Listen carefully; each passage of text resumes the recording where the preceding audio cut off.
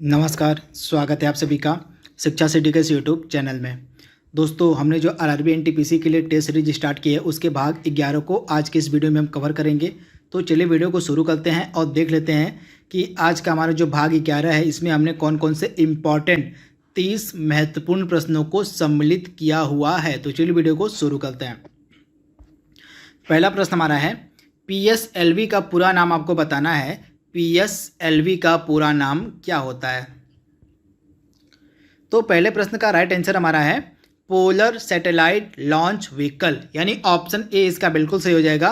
Polar satellite launch vehicle पूरा नाम होता है पीएसएलवी का, यानी ऑप्शन जो ए है पहले प्रश्न का हमारा बिल्कुल सही है। अगला प्रश्न हमारा क्या कह रहा है, निम्नलिखित में से किस वायसराय का जो संबंध है रॉलेट एक्ट अधिनियम से था? आपको पता होना चाहिए जो रॉलेट एक्ट अधिनियम था यह 1919 में लाया गया था। तो आपको बताना है कि इस अधिनियम का संबंध निम्नलिखित में से किस वायसराय से है। तो रॉलेट एक्ट के समय कौन वायसराय था? तो लॉर्ड चेम्सफोर्ड, यानी ऑप्शन जो इसका बी बिल्कुल सही है। रॉलेट एक्ट के समय भारत का वायसराय था लॉर्ड चेम्सफोर्ड तथा यह जो रॉलेट एक्ट था यह लाया गया था 1919 ईस्वी में। तो आप इसे याद रखिएगा। वहीं लॉर्ड कर्जन का संबंध किससे है? तो लॉर्ड कर्जन तो था हमारा वायसराय था 1905 के समय तथा 1905 में जो बंगाल विभाजन हुआ था यह सबसे बड़ी घटना थी इस लॉर्ड कर्जन के समय की। तो इसे भी आप ध्यान दीजिएगा, लॉर्ड कर्जन से संबंधित है बंगाल विभाजन की घटना। अगला इंपॉर्टेंट प्रश्न हमारा है, भारतीय राष्ट्रीय कांग्रेस की पहली महिला अध्यक्ष कौन बनी थी? यहाँ पे पहली महिला अध्यक्ष की बात हो रही है। तो भारतीय राष्ट्रीय कांग्रेस की जो पहली महिला अध्यक्ष बनी थी यह बनी थी एनी बेसेंट। 1917 में जो एनी बेसेंट थी यह भारतीय राष्ट्रीय कांग्रेस की पहली महिला अध्यक्ष बनी थी। वहीं अगर एग्जाम में आपसे पूछ ले कि भारतीय राष्ट्रीय कांग्रेस की पहली महिला भारतीय अध्यक्ष कौन बनी थी तो सरोजिनी नायडू आपका राइट आंसर हो जाएगा। अगर यहाँ पे भारतीय पूछा होता कि पहली भारतीय महिला अध्यक्ष कौन थी तो सरोजिनी नायडू आपका आंसर होता। सरोजिनी नायडू जो थी ये 1925 में भारतीय राष्ट्रीय कांग्रेस की अध्यक्ष बनी थी। तो दोनों सवाल आपके दिमाग में होने चाहिए। अगर सिर्फ महिला अध्यक्ष की बात हो पहली तो एनी बेसेंट आपका राइट आंसर हो जाएगा। एनी बेसेंट 1917 में बनी थी। और भारतीय महिला की बात हो तो 1925 ईस्वी में सरोजिनी नायडू बनी थी भारतीय राष्ट्रीय कांग्रेस की अध्यक्ष। तो आप इसे ध्यान दीजिएगा। अगला प्रश्न हमारा क्या कह रहा है, जो थोक मूल्य सूचकांक होता है यह किसके द्वारा जारी किया जाता है? तो थोक मूल्य सूचकांक जो है यह कौन जारी करता है? तो यह चीफ इकोनॉमिक एडवाइजर जो हमारे होते हैं, जो मुख्य आर्थिक सलाहकार होते हैं, उन्हीं के द्वारा जारी किया जाता है थोक मूल्य सूचकांक, यानी ऑप्शन जो इसका बी बिल्कुल सही है, मुख्य आर्थिक सलाहकार के द्वारा। विनेश फोगाट का संबंध निम्नलिखित में से किस खेल से है? तो विनेश फोगाट का संबंध किस खेल से है? तो कुश्ती इसका राइट आंसर हो जाएगा, यानी ऑप्शन बी इसका बिल्कुल सही है, कुश्ती। अगला प्रश्न हमारा क्या कह रहा है, महायान का संबंध निम्नलिखित में से किस धर्म से है? तो बौद्ध जो धर्म है इसकी दो शाखाएं हैं। एक तो शाखा हो गई आपकी महायान और एक शाखा है हीनयान। तो जो बौद्ध धर्म था यह दो भागों में बंट गया था, हीनयान और महायान में। तो आप इसे ध्यान दीजिएगा, राइट आंसर हो जाएगा आपका बौद्ध धर्म। अगला प्रश्न हमारा है, अलमाटी बांध जो है यह किस नदी पर बनाया गया है? सुपर इंपॉर्टेंट प्रश्न। तो अलमाटी बांध किस नदी पे बनाया गया है? तो कृष्णा नदी इसका राइट आंसर हो जाएगा। कृष्णा नदी कहाँ पे? कर्नाटक में कृष्णा नदी पर बनाया गया है अलमाटी बांध। तो ऑप्शन इसका बी बिल्कुल सही है। अगला प्रश्न हमारा है, जब मूल्य ह्रास यानी कि डेप्रिसिएशन की यहाँ पे बात हो रही है, जब मूल्य ह्रास को सकल घरेलू उत्पाद से घटा दिया जाता है तो हमें क्या प्राप्त होता है? तो जब मूल्य ह्रास को सकल राष्ट्रीय उत्पाद से घटा दिया जाता है तो हमें प्राप्त होती है शुद्ध राष्ट्रीय आय, यानी कि राइट आंसर हो जाएगा ऑप्शन सी, यानी कि जब मूल्य ह्रास को हम सकल राष्ट्रीय उत्पाद से घटा देते हैं तो हमको प्राप्त होता है शुद्ध राष्ट्रीय आय, यानी कि ऑप्शन सी इसका बिल्कुल सही है। अगला प्रश्न हमारा क्या कह रहा है, विधि का नियम यानी कि रूल ऑफ लॉ की यहाँ पे बात हो रही है। तो रूल ऑफ लॉ को हमने किस देश से अपने संविधान में सम्मिलित किया वो आपको बताना है कि जो रूल ऑफ लॉ का नियम है इसको हमने किस देश के संविधान से लिया हुआ है। तो इसका राइट आंसर हो जाएगा आपका इंग्लैंड।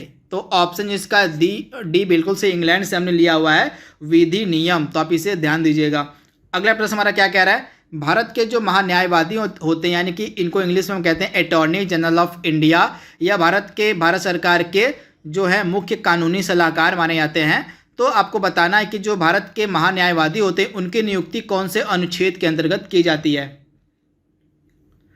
तो भारत के महान्यायवादी की जो नियुक्ति है यह कौन से अनुच्छेद के अंतर्गत की जाती है, तो अनुच्छेद 76 इसका राइट आंसर हो जाएगा, यानी ऑप्शन सी इसका बिल्कुल सही है। अनुच्छेद 76 के अंतर्गत जो है भारत के महान्यायवादी की नियुक्ति की जाती है। 11वां प्रश्न हमारा क्या कह रहा है कि जो हमारा नेशनल वाटर वे है एक, यानी कि हमारा जो राष्ट्रीय जलमार्ग एक है, यह कौन से राज्य से होकर नहीं गुजरता है, आपको बताना है। तो हमारा जो राष्ट्रीय जलमार्ग एक है यह उत्तर प्रदेश के इलाहाबाद से लेके, आप याद रखिएगा, उत्तर प्रदेश के इलाहाबाद से पश्चिम बंगाल के हल्दिया तक जाता है तथा यह गंगा नदी पर बनाया गया है, तथा यह कौन कौन से राज्यों को टच करता है, तो पश्चिम बंगाल, बिहार, झारखंड और उत्तर प्रदेश राज्यों से को गुजरता है हमारा नेशनल वाटर वे 1। तो इसका राइट आंसर क्या हो जाएगा, छत्तीसगढ़ से यह नहीं गुजरता है। तो इसे आप ध्यान दीजिएगा। जो राष्ट्रीय जलमार्ग संख्या हमारी है, यहाँ पे जलमार्ग संख्या की बात हो रही एक है, यह पश्चिम बंगाल, झारखंड, बिहार और उत्तर प्रदेश के राज्यों से होकर गुजरता है। तो आप इसे ध्यान दीजिएगा, तथा यह भारत का सबसे लंबा अब तक का जलमार्ग है। तो इसे भी आप ध्यान दीजिएगा, यह छत्तीसगढ़ से होकर नहीं गुजरता है। तो इसका राइट आंसर हो जाएगा छत्तीसगढ़। अगला प्रश्न हमारा है WHO का हेडक्वार्टर आपको बताना है कहाँ है, वर्ल्ड हेल्थ ऑर्गेनाइजेशन का हेडक्वार्टर। तो WHO का हेडक्वार्टर आपको मिलेगा स्विट्जरलैंड का एक शहर है जिनेवा में, यानी ऑप्शन ए इसका बिल्कुल सही, जिनेवा में आपको मिलेगा वर्ल्ड हेल्थ ऑर्गेनाइजेशन का हेडक्वार्टर। तो आप इसे ध्यान दीजिएगा। वहीं अगर हम वर्ल्ड हेल्थ ऑर्गेनाइजेशन के प्रमुख की बात करें तो टेड्रोस अधानोम जो हैं, इनका नाम आपके लिए इंपॉर्टेंट है, टेड्रोस अधानोम जो हैं ये वर्तमान में प्रमुख हैं WHO के, तथा WHO की जो स्थापना है यह 1948 में की गई थी। अगला प्रश्न हमारा है अकबर के नवरत्नों में कौन सम्मिलित नहीं था, मतलब कौन कौन सम्मिलित था आपको बताना दिया गया ऑप्शंस में से। तो अकबर के नवरत्नों में तानसेन सम्मिलित थे, राजा मान सिंह सम्मिलित थे, राजा बिरबल सम्मिलित थे। तो राइट आंसर आपका हो जाएगा उपयुक्त सभी। तो आप इसे ध्यान दीजिएगा, अकबर के नवरत्नों में टोटल ये तीनों लोग सम्मिलित थे। तो आप इसे ध्यान दीजिएगा। तथा अकबर के नवरत्नों में 9 लोग थे, कौन कौन, आपके नाम इंपॉर्टेंट होना, मतलब आपको इनके नाम पता होने चाहिए। पहला था आपका अबुल फजल, उसके बाद फैजी, उसके बाद राजा टोडरमल, उसके बाद मुल्ला दो प्याजा, उसके बाद अब्दुल रहीम खान खाना, बिरबल, उसके बाद हकीम हुकाम। ये सभी सम्मिलित थे किसमें, तो अकबर के नवरत्नों में। अगला प्रश्न हमारा है हमारा जो राष्ट्रीय गान है इसको किसने लिखा है। तो हमारा राष्ट्रीय गान जो है इसको लिखा है रविंद्रनाथ टैगोर ने, तथा हमारा जो राष्ट्रीय गीत है उसको लिखा है बंकिम चंद्र चट्टोपाध्याय ने। तो दोनों आपको पता होना चाहिए। जो हमारा राष्ट्रीय गान है इसको लिखा है रविंद्रनाथ टैगोर ने, और हमारा जो राष्ट्रीय गीत है उसको लिखा है बंकिम चंद्र चट्टोपाध्याय ने। अगला प्रश्न हमारा है अंतर्राष्ट्रीय समुद्री संगठन यानी कि IMO का आपको हेडक्वार्टर बताना है। तो अंतर्राष्ट्रीय समुद्री संगठन का हेडक्वार्टर आपको मिलेगा लंदन में, यानी ऑप्शन ए इसका बिल्कुल सही है, लंदन। अगला प्रश्न हमारा है VGA का पूरा नाम आपको बताना है, VGA का पूरा नाम क्या होता है।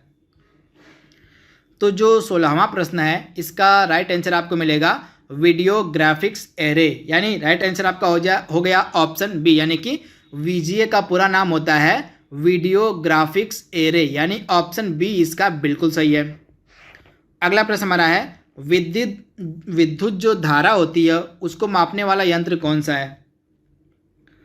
तो विद्युत धारा किसमें मापी जाती है, तो एमीटर, इसका एम्पियर इसका राइट आंसर हो जाएगा। आप इसे ध्यान दीजिएगा, एम्पियर यानी सॉरी एमीटर इसका राइट आंसर हो जाएगा। एमीटर जो होता है विद्युत प्रवाह को मापने के लिए एमीटर का उपयोग किया जाता है। तो आप इसे ध्यान दीजिएगा, विद्युत प्रवाह जो होता है यह अमीटर से मापा जाता है। तो इसे आप ध्यान दीजिएगा। वहीं यहाँ पे विद्युत धारा की बात है, तो विद्युत धारा मापने की इकाई को हम कहते हैं एम्पियर। एम्पियर जो होती है यह विद्युत धारा मापने की इकाई होती है, तथा एक सर्किट में जो विद्युत प्रवाह होती है उसको मापने के लिए एमीटर का उपयोग किया जाता है। दोनों आपको पता होने चाहिए। मान लीजिए कोई एक सर्किट है, यहाँ से लेकर यहाँ तक कोई एक सर्किट है, तो इसके बीच में जो विद्युत का प्रवाह होता है उसको मापने के लिए एमीटर का उपयोग किया जाता है। आप कंफ्यूज मत होइएगा, किसी विद्युत परिपथ में विद्युत प्रवाह को मापने के लिए एमीटर का उपयोग किया जाता है, परंतु एम्पियर का जो उपयोग है, एम्पियर जो होता है यह एसआई मात्रक होता है विद्युत धारा का। तो दोनों में आपको कंफ्यूजन नहीं रखनी है। अगला प्रश्न हमारा है, परमाणु रिएक्टर किस सिद्धांत पर कार्य करता है? तो जो परमाणु रिएक्टर होता है किस सिद्धांत पर कार्य करता है? तो नाभिकीय विखंडन पे कार्य करता है परमाणु रिएक्टर, यानी ऑप्शन इसका ए बिल्कुल सही है। जो परमाणु रिएक्टर होते हैं वे किस पे कार्य करते हैं? तो नाभिकीय विखंडन पे कार्य करते हैं परमाणु रिएक्टर। अगला प्रश्न हमारा है, निम्नलिखित में से कौन सा सीमेंट का मुख्य घटक है? तो दिए गए ऑप्शंस में से कौन सा सीमेंट का मुख्य घटक है? तो इस प्रश्न का राइट आंसर हो जाएगा हमारा ऑप्शन डी, यानी कि इनमें से कोई नहीं। तो इसका राइट आंसर क्या हो जाएगा हमारा? जिप्सम। क्या हो जाएगा? तो जिप्सम जो होता है यह सीमेंट का मुख्य घटक माना जाता है। तो इसका राइट आंसर आप याद देखिएगा, जो है जिप्सम जो है यह सीमेंट का मुख्य घटक होता है। अगला प्रश्न हमारा है, सोडियम मतलब बेकिंग सोडा का रासायनिक सूत्र आपको बताना है। तो बेकिंग सोडा का रासायनिक नाम आपको बताना है। तो सोडियम बाइकार्बोनेट होता है। क्या होता है? सोडियम बाइकार्बोनेट रासायनिक नाम होता है बेकिंग सोडा का, तथा इसका रासायनिक सूत्र क्या होता है बेकिंग सोडा का? तो बेकिंग सोडा का रासायनिक सूत्र होता है NaHCO3। तो इसे भी आपको याद रखना है।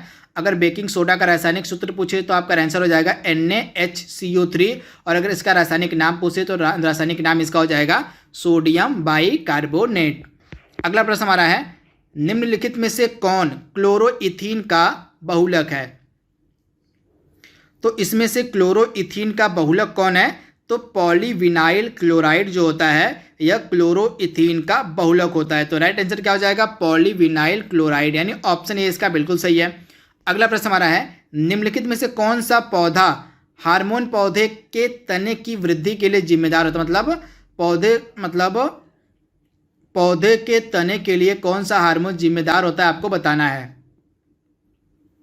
तो इसका राइट आंसर हो जाएगा इनमें से कोई नहीं। तो ऑप्शन डी इसका बिल्कुल सही है। तो इसका राइट आंसर क्या हो जाएगा हमारा? तो जिबर आप याद रखिएगा, जिबरेलिंस। क्या हो जाएगा? जिबरेलिंस जो होता है यह एक प्रकार का हार्मोन होता है जो एक पौधे के तने के विकास के लिए जिम्मेदार होता है। तो राइट आंसर इसका हो जाएगा जिबरेलिंस जो होता है एक पौधे के तने के विकास में जिम्मेदार होता है, जिबरेलिंस।